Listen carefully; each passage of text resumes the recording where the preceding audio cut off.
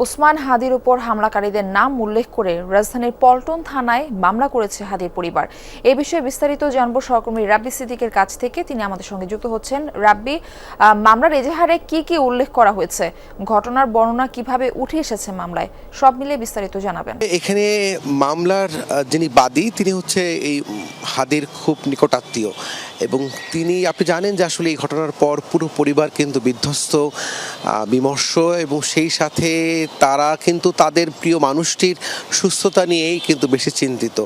সেক্ষেত্রে আসলে এই মামলাটির পুরো মামলা ড্রাফটটি লিখেছে পল্টন থানা পুলিশ এবং তারা যেভাবে করে পুরো ঘটনার বর্ণনাটি দিয়েছেন, যেটি সিসিটিভির ফুটেজে যেটি দেখা গেছে এবং সেই সাথে সেই বর্ণনার সাথে পরিবার একমত হয়েছেন এবং সে কারণেই আমরা দেখেছি যে শুধুমাত্র যাকে পুলিশ শনাক্ত করতে পেরেছে এবং কনফার্ম হয়েছে শতভাগ যে তিনি শুটার ফয়সাল, সেই ফয়সালের নাম উল্লেখ করে মামলা হয়েছে। আর অজ্ঞাতনামা আসামি আরও অনেকেই আছেন, সেখানে কোনো নাম নেই। আরও অনেকের নাম কিন্তু এর মধ্যে আমরা পাচ্ছি। আপনি জানেন যে এই মামলার পরপরই গতকাল রাতেই এই ফয়সালের স্ত্রী, শ্যালক, সেই সাথে আরও একজন, মোট 3 জনকে কিন্তু র্যাব আটক করেছে এবং এই পল্টন থানা হেফাজতে কিন্তু দিয়েছে।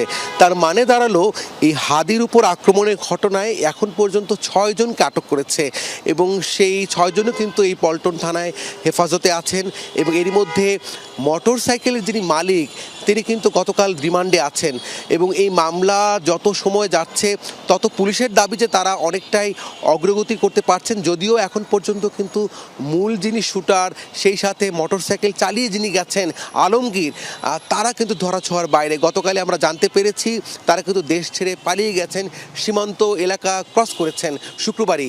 তো সব মিলিয়ে আসলে পুলিশও খুব চেষ্টা করছে আসামিদের ধরতে। এদিকে আমরা জানতে পারছি যে আসামি মূল যারা আসামি তারা দেশ ছেড়ে পালিয়ে গেছেন। পুলিশ চেষ্টা করছে যে এই মামলার একটি তদন্ত যে চূড়ান্ত পথের দিকে এগিয়ে নিতে। রাব্বি, আপনাকে ধন্যবাদ। পুলিশ দ্রুতই মূল আসামিদের ধরুক, এরকমটাই চাওয়া সকলেরই।